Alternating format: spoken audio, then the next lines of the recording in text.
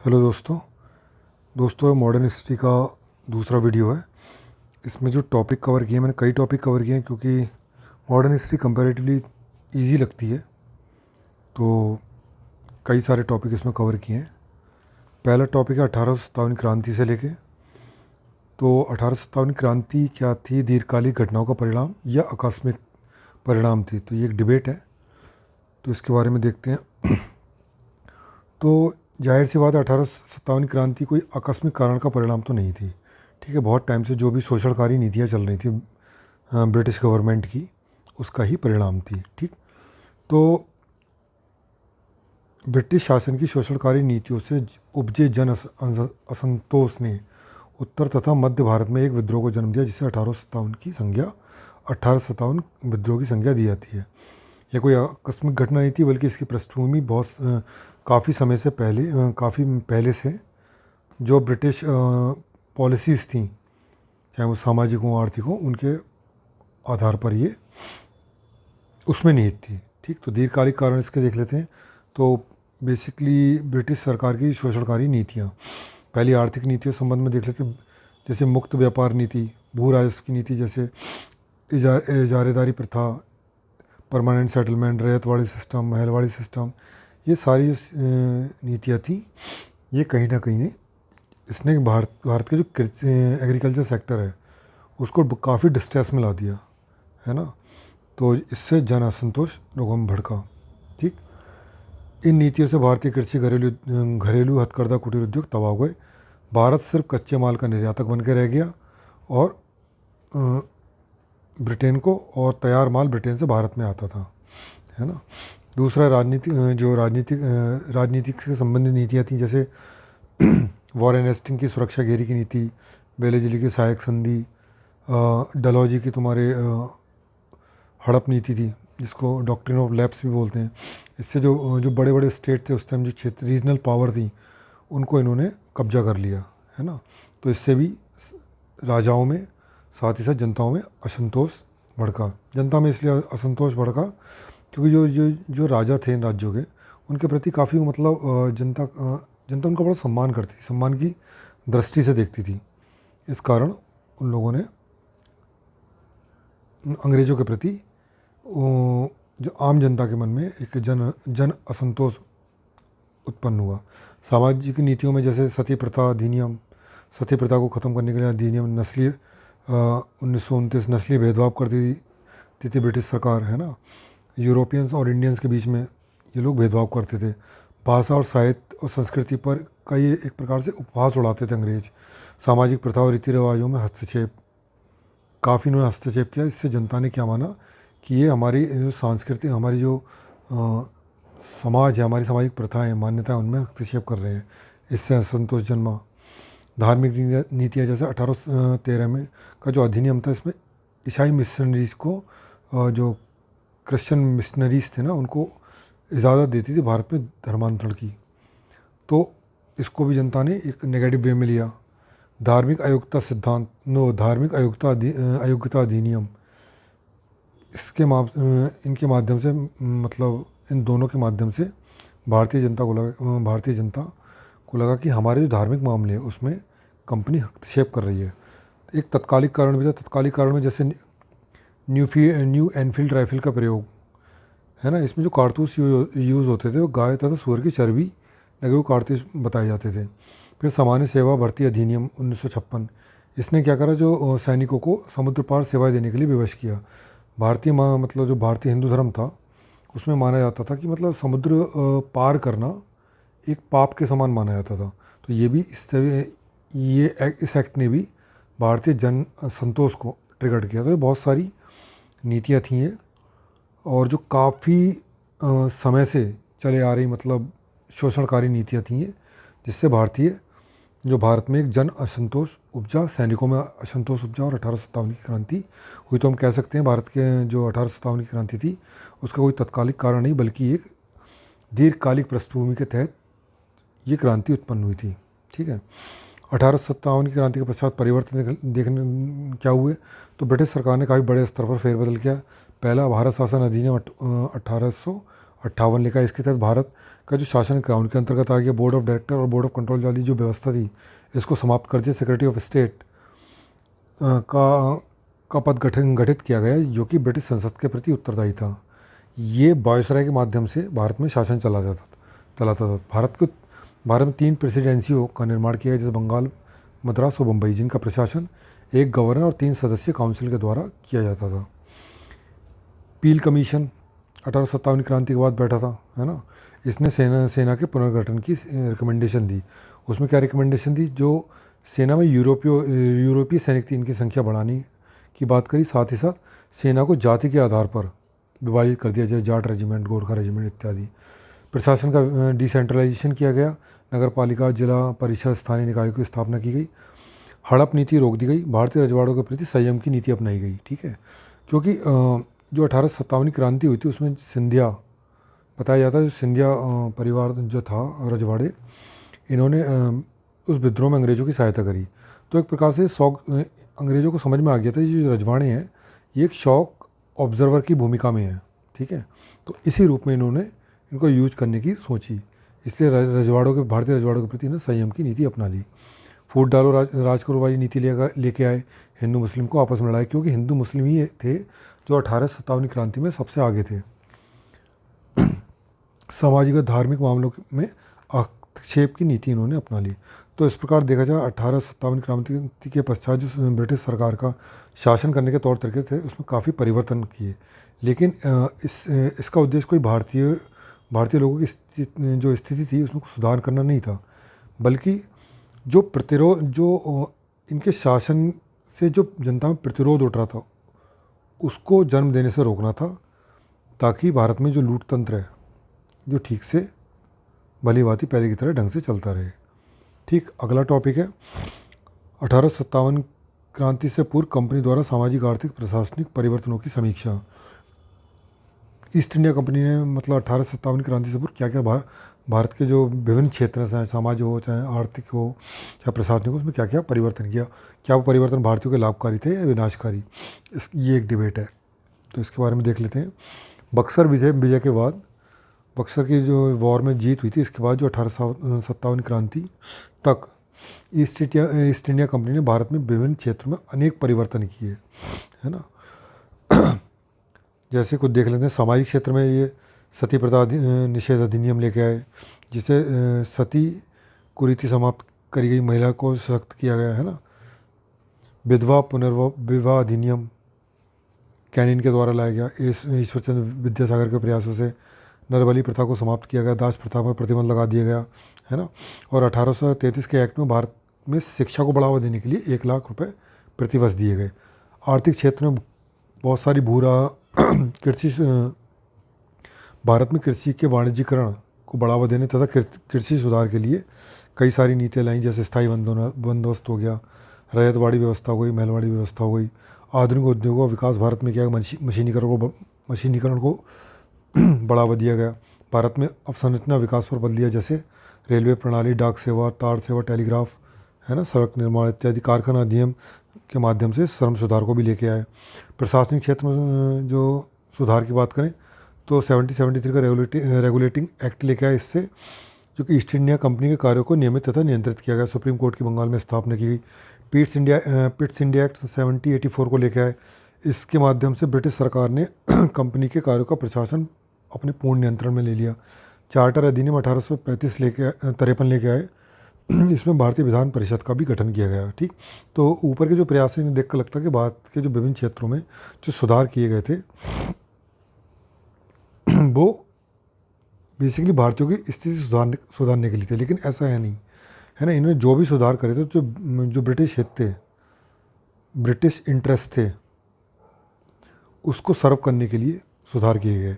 और जब British interest को सर्व किया जाएगा तो जाहिर सी बात है भारत के हित कहीं ना कहीं उससे प्रभावित होंगे। तो इसका जो भी सुधार किए गए उनका भारतीय जनता पर काफ़ी नकारात्मक प्रभाव पड़ा। जैसे लैंड सेटलमेंट जो की जो पॉलिसीज़ थी, राजस्व नीतियों का प्रभाव अगर देखा जाए तो भारतीय कृषि पर तबाह हो गई। खाद्य संकट भारत में गहरा गया, इसलिए बंगाल अकाल, उड़ीसा में अकाल देखने को मिला। आधुनिक उद्योगों का प्रभाव, जब ये आधुनिक उद्योग और मशीनीकरण भारत में लेके आए तो कुटीर और हथकरघा उद्योग बर्बाद हो गए। ठीक, साथ ही जो इंग्लैंड में बने हुए सामान को जब इन्हें भारत में डंप करना शुरू किया तो उससे जो भारतीय जो सामान थे हथकरघा उद्योगों से बनते थे वो प्रतिस्पर्धा नहीं करे, वो भी इस कारण वो उद्योग समाप्त हो गए, है ना। अब संरचना विकास जो किया था, चाहे वो सड़क बनाना हो, रेल बनाना हो, वो बेसिकली धन के बहिर्गमन, सैन्य अभियान तथा राष्ट्रीय आंदोलन को दबाने के लिए किया गया था, यानी अपनी इंटरेस्ट के लिए यूज़ किया गया था। सामाजिक सुधार भी जो थे, है ना, तो सामाजिक सुधारों का करा तो इन्होंने अच्छे पर्पज से था, लेकिन भारतीय जनता ने से अपनी संस्कृति और रीति रिवाजों में हस्तक्षेप माना, है ना, जिससे जन असंतोष बढ़ा और 1857 का विद्रोह में देखने को मिला। शिक्षा को प्रोत्साहन के लिए उन्होंने बात कही थी, 1 लाख रुपये सालाना देने की बात कही थी 1833 के एक्ट में, लेकिन इनका उद्देश्य भारतीय लोगों को शिक्षित करना नहीं था, बल्कि ब्रिटिश हितों को ही साधना था। मतलब एक ऐसी पढ़ा लिखा वर्ग तैयार करना था जो जो जो नीचे के काम है ब्रिटिश प्रशासन में, उसको वो देख सकें, चला सकें, है ना। जैसे डीएसपी रैंक से नीचे के जितने भी अधिकारी हैं ये लोग इंडियंस को ही रखना चाहते थे इसमें, है ना। इसलिए ऐसा पढ़ा लिखा वर्ग तैयार करने की इन्होंने बात करी थी। मैकाले ने तो कहा भी था, हमारी शिक्षा प्रणाली का उद्देश्य काली चमड़े वाले अंग्रेज पैदा करना है। ठीक है, प्रशासनिक सुधार की बात देखें तो प्रशासनिक सुधार जितने भी किए गए उनका सिर्फ एक उद्देश्य था, भारत में कठोरता के साथ शासन करना और जो भी जन विद्रोह हो उसको दबाना। ठीक है, तो इस प्रकार जो भी इन्होंने सुधार किए वो अपने हितों को पूर्ति के लिए किए। हालांकि रेलवे और आधुनिक शिक्षा के विकास जो प्रयास थे इनके, उसने भारत में राष्ट्रीय चेतना का विकास किया, है ना, जिसने आगे जाके भारतीय राष्ट्रीय आंदोलन में अपनी एक नींव रखी। अब अगला टॉपिक है 19वीं शताब्दी के सामाजिक और धार्मिक सुधार आंदोलन, है ना। इसमें पहले देख लेते हैं जो उस टाइम वुमेन्स थी, वुमेन की कंडीशन को सुधारने के लिए क्या क्या आंदोलन हुए, है ना, उससे संबंधित क्या आंदोलन थे, क्या प्रयास किए गए। तो राजा राम मोहन राय के नेतृत्व में 19वीं सदी में राजा राम मोहन राय के नेतृत्व में, है ना, सामाजिक धार्मिक कुरीतियों जैसे बाल विवाह, सती प्रथा, विधवा स्त्रियों की दुर्दशा आदि के विरुद्ध सामाजिक धार्मिक सुधार आंदोलन प्रारंभ हुए। प्रयास कौन कौन से किए गए? पहला, सती प्रथा उन्मूलन अधिनियम 1829 में लाया गया राजा राम मोहन रॉय और लॉर्ड विलियम बेंटिक के प्रयासों से। दूसरा, विधवा पुनर्विवाह अधिनियम 1856 ईश्वर चंद्र विद्यासागर के प्रयासों से लॉर्ड कैनिंग द्वारा ये लाया गया। सिविल मैरिज एक्ट, जिसे नेटिव मैरिज एक्ट भी कहते हैं, इसके तहत बाल विवाह, है ना, और बहुपत्नी प्रथा, इन दोनों पर रोक लगा दी गई। साथ ही 14 वर्ष से कम की कन्याओं के विवाह पर इस एक्ट के माध्यम से रोक लगा दी। एक्ट कौन लेके आया, किसके समय में आया? Lord Northbrook.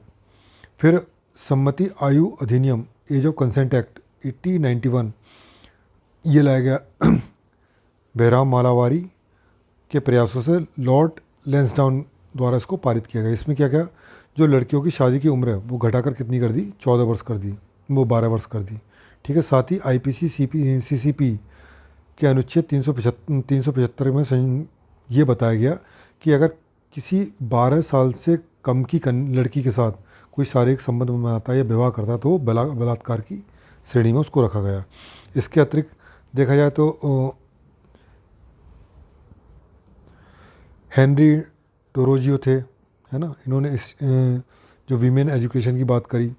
प्रोफेसर कर्वे, इनके द्वारा प्रथम महिला विश्वविद्यालय की स्थापना की गई, है ना। तो देखा जाता है ये इनके द्वारा मतलब उपरोक्त कुछ महिला सशक्तिकरण या महिलाओं की स्थिति सुधारने में कुछ प्रयास थे। हालांकि भारत में जो परंपरावादी थे, जैसे खासकर बाल गंगाधर तिलक जी, है ना, इन जैसे जो नेता थे, उन लोगों ने इन सुधारों को विरोध किया। और ये सुधार जो थे केवल महाराष्ट्र बंगाल के जो शहरी क्षेत्र है वहीं तक सीमित थे। इनका जो प्रभाव था ग्रामीण क्षेत्रों में बिल्कुल भी नहीं देखा गया। लेकिन इन्होंने क्या एक भूमिका निभाई, इन सुधारों ने महिलाओं की दशा सुधारने के लिए एक नई उम्मीद को इन्होंने जन्म दिया। ठीक, अब यही तुम्हारे 19वीं शताब्दी के सामाजिक धार्मिक सुधार आंदोलन किस प्रकार से हमारे देश की राष्ट्रीय चेतना के विकास में भूमिका निभाते हैं वो देखते हैं, है ना। तो 19वीं सदी के सामाजिक धार्मिक सुधार आंदोलन का एक मुख्य ध्येय ये भी था कि राष्ट्रीय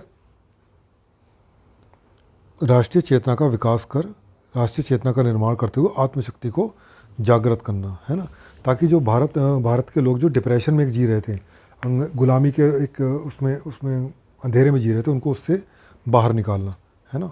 तो इसमें कई जो समाज सुधारक थे, जैसे राजा राममोहन रॉय, स्वामी दयानंद सरस्वती, है ना, स्वामी विवेकानंद, ईश्वर चंद्र विद्यासागर, सर सैयद अहमद खान, इन्होंने काफ़ी भूमिका निभाई, क्योंकि ये जो वर्ग था, है ना, ये वर्ग पाश्चात्य शिक्षा,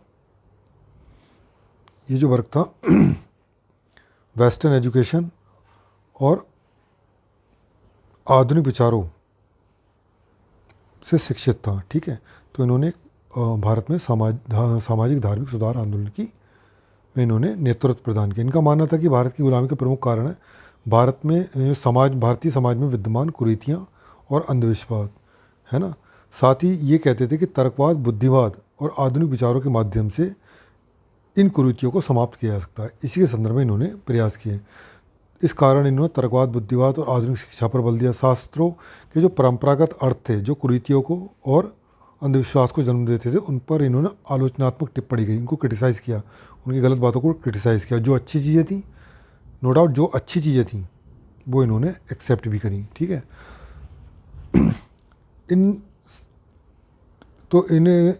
इन तकनीकों के माध्यम से सामाजिक धार्मिक कुरीतियों व सामाजिक दुर्बलता को दूर करने का इन्होंने प्रयास किया, है ना। इस संदर्भ में इन्होंने अनेक संगठनों की स्थापना करी, कई धार्मिक सामाजिक सुधार आंदोलन भी चलाए, जैसे ब्रह्म समाज आंदोलन राजा राममोहन रॉय द्वारा चलाया गया था। ये एकेश्वरवाद पर बल देता था और मूर्ति पूजा का विरोध करता था। सती प्रथा जैसी कुरीतियाँ थीं, है ना, उनको समाप्त करने पर भी इन्होंने प्रतिबंध लगवाया। आर्य समाज स्वामी दयानंद सरस्वती द्वारा स्थापित किया गया था। ये आर्य समाज जो है अस्पृश्यता, अनटचेबिलिटी, जाति भेद, बाल विवाह, इन सब का विरोध करता था। भारतीयों के लिए इन्होंने नारा दिया, है ना। वेदों की प्रतिष्ठा स्थापित करने के लिए इन्होंने वेदों की ओर चलो ये नारा दिया, है ना, वेदों की ओर लौटो। स्वदेशी और हिंदी का समर्थन करने वाले सबसे पहले भारत में आर्य समाजी संगठन था, है ना। रामकृष्ण मिशन, इसकी स्थापना स्वामी विवेकानंद जी ने की। विवेकानंद जी मानवतावाद और तर्क चिंतन पर काफ़ी बल देते थे। युवा पीढ़ी से इन्होंने अपील की कि अपनी प्राचीन सभ्यता, है ना, अपनी प्राचीन सभ्यता और संस्कृति पर गर्व करें। इसी तरह यंग बंगाल आंदोलन, जो हेनरी डोरोजियो जो कि एंग्लो इंडियन थे, इन्होंने प्रारंभ किया। इन्होंने अभिव्यक्ति की स्वतंत्रता, समानता पर काफ़ी बल दिया। इसी संदर्भ में प्रेस की जो स्वतंत्रता है, इसके लिए काफ़ी प्रयास किए, है ना। इन्होंने कहा, मतलब इन्होंने अपने जो अनुयायी हैं उनसे कहते थे कि सत्य के लिए जीने मरने के लिए उनको प्रोत्साहित करते थे, यानी ट्रुथ के साथ जीने और मरने के लिए उनको प्रोत्साहित करते थे। इसी प्रकार अलीगढ़ आंदोलन है ना, इसके संस्थापक कौन थे? सर सैयद अहमद खान। इन्होंने क्या करा, जो मुस्लिम धर्म में व्याप्त कुरीतियाँ और अंधविश्वास थी उसका विरोध किया। साथ ही मुसलमानों से कहा कि वो आधुनिक शिक्षा और पाश्चात्य शिक्षा को ग्रहण करें, ठीक। इसी तरह रहनुमाई मजदा-ए-आसन सभा, है ना, इसका गठन किया किनके द्वारा? दादा भाई नौरोजी के द्वारा, नारोजी फरदौन जी के द्वारा, है ना। ये पारसी थे बेसिकली। तो इन्होंने इस संगठन के माध्यम से जो पारसी धर्म में व्याप्त कुरीतियाँ थीं उसको समाप्त करने का प्रयास किया, साथ ही साथ महिलाओं को जागरूक करने का भी प्रयास किया। तो इस प्रकार जो भी हमारे देश में सामाजिक और धार्मिक 19वीं सदी के सामाजिक और धार्मिक सुधार जो आंदोलन थे, वो समाज की कुरीतियों को समाप्त करने पर बल दिया उन्होंने, है ना। महिला सशक्तिकरण के प्रयास करे, साथ ही साथ राष्ट्रीय चेतना को जगाने के प्रयास किए, जिसने क्या किया, राष्ट्रीय चेतना के विकास ने जो आगे के स्वतंत्रता आंदोलन थे उसमें इन्होंने एक महत्वपूर्ण भूमिका निभाई, ठीक। तो आज की वीडियो में बस इतना ही। Thank you so much.